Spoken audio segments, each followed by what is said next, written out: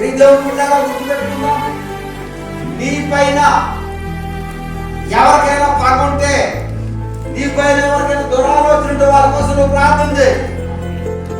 వారు పగబట్టారు కానీ తిరిగి మనం పగబట్టడం న్యాయంగా. దేవుడు నీ ఎడల, నీ కుటుంబం ఎడల మేలు చేయని ఉద్దేశించున్నాడు కనుక నీ దురాలోచన నుంచి నువ్వు దూరంగా, దురాలోచన, చెడు ఆలోచన, దురాలోచన, పగబట్టేటువంటి ఆలోచన, దురాలోచన ప్రాణాలు తీసేటువంటి ఆలోచన తీసేసి మొత్తం పడేసారు, అమ్మేశారు. అమ్మేసి కుటుంబంలో దుఃఖాన్ని తల్లిని దుఃఖాన్ని చేశారు. ఎక్కడున్నాయా ఆహారం అంటే ఐగుప్తుల ఆహారం అనుకున్నారు.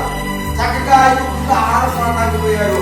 ఈ అన్నాలను యేసేపు ప్రధానమంత్రిగా ఉన్నాడని గుర్తుపట్టి చక్కగా జరిగిన స్టోరీ ఎంత మనకు తెలుసు. ఆఖరికి వచ్చేసరికి లాస్ట్ లో తన తండ్రి గారు చనిపోయిన తర్వాత యోసేపు తన అన్నలతో మాట్లాడుతూ మంచి మాట అన్నాడు. ఆ మాట మనకు మన జీవితానికి ఆశీర్వాదకరంగా ఉంటుంది. తీద్దాం ఒకసారి. ఏమన్నాడు యోసేపు?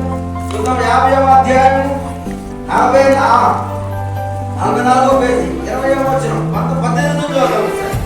మరి అతని సహోదరుడు పోయి అతని ఎదుట సాగిలపడి, ఇదిగో మేము నీ దాసులమని చెప్పగా యోసేపు భయపడకుడి, నేను దేవుని స్థానమంటున్నానా, నేను నాకు కీడు చేయను చేసింది కానీ నేటి దినమున జరుగుతున్నట్లు అనగా బహు ప్రజలను బతికించినట్లుగా అది మేలుకే దేవుడు ఉద్దేశించను. ఒకరిని చంపేస్తే ఆ పగ చల్లారింది అని అనుకున్నాడు, దురాలోచన చేశారు. కానీ లోకంలో ఉన్న దేశాలన్నిటికీ అవసరం వస్తే ఐగుప్తు దేశంలో సమృద్ధి అయిన ఆహారాన్ని పంచిపెట్టడానికి దేవుడు ఎవరు పంపించాడు? యోసేపు పంపించాడు. 2026 సంవత్సరంలో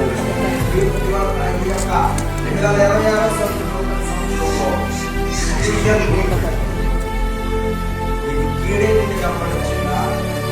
దేవుడు ఏం చేయాలని గట్టి సంపూర్ణ ఒకసారి అప్పుల బాధలు, వేదనలు, నష్టాలు మనకు కలిగిన దేవుడు తన ఉద్దేశాన్ని మార్చుకొని మనం శ్రమిస్తున్నాడు. నేను మేలు చేయని ఉద్దేశించుచున్నాను కనుక సత్యంగా నేను మేలు చేయని ఉద్దేశించుచున్నాను కనుక దురాలోచనకు దూరంగా ఉంటే స్తోత్రం కలుగును కనుక. హల్లెలూయా.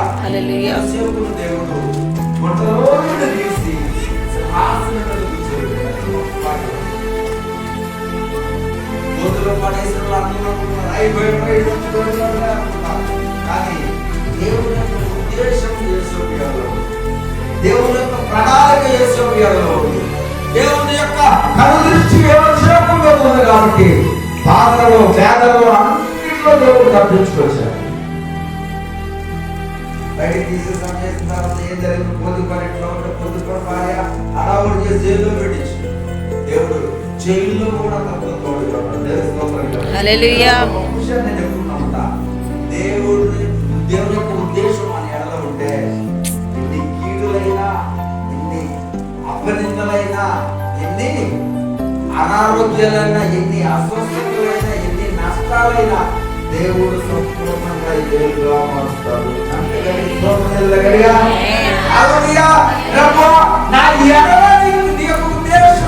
ప్రార్థన చేయి.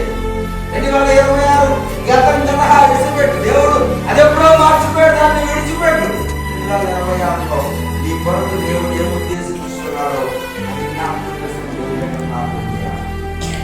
ఈరోజు దేవుడు యొక్క వాక్యం ఇచ్చినటువంటి మనమందరము దేవుడు మన ఎడల దేవుడి యొక్క ఉద్దేశం ఏంటో అనగా దేవుడు మేలు చేయడానికి సిద్ధంగా ఉన్నటువంటి దేవుడు. ఎందుకంటే ఆయన మేలు చేయకుండా మొదలెట్టాడు. మాట రాశారు ఆయన